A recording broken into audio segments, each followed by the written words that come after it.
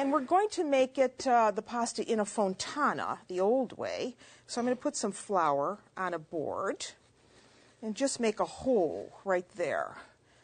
This is known as the fontana.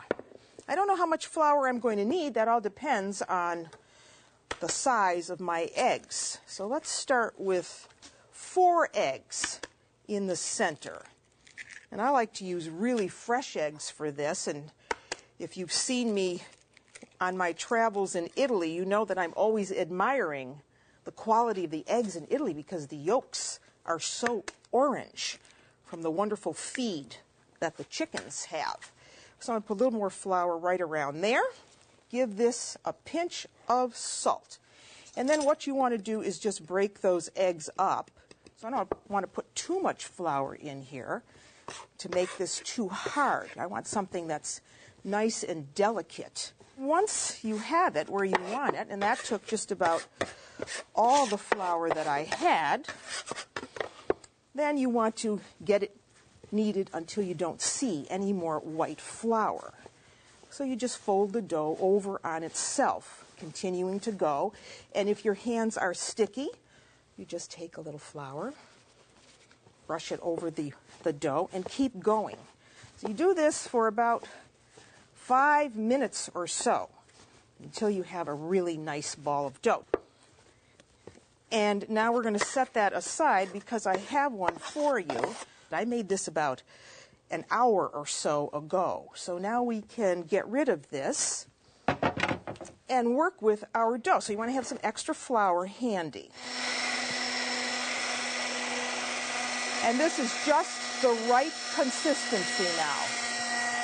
You can see my hand underneath this sheet of dough. Yeah?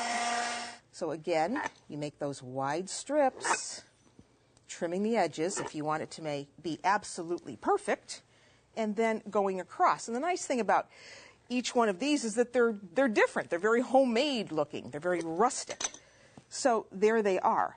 And you make and roll out all the dough, cut them in pieces, put them on flour towels, and while they are all waiting to be cooked, we're going to make the sauce.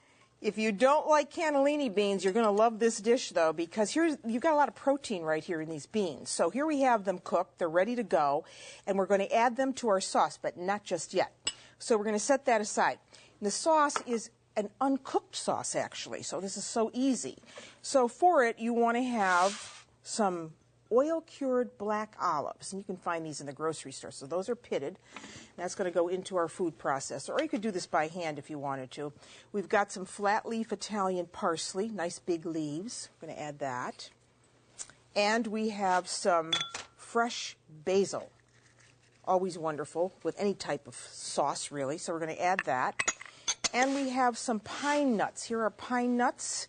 You can find these in your grocery store. If you don't want to use pine nuts or if you're allergic to nuts, just leave them out. So that goes in.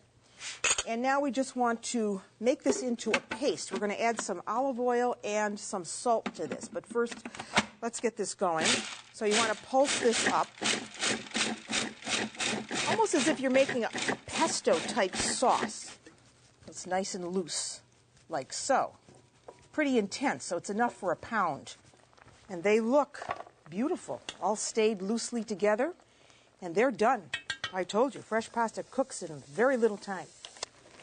And there it goes, all of it, the couple stragglers in the base. You toss all this pasta. Look at how, oh, I wish you could smell the olives in this. Absolutely wonderful. Look at that.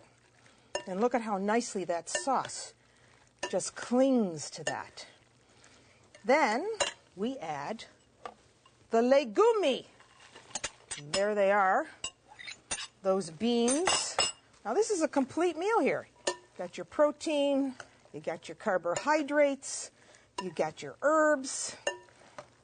Sounds delicious and is delicious. So you really want to toss it well, getting all of that beautiful sauce well mixed with the pasta, the Stracetti, as we called them. Do you think it's enough for 4 people?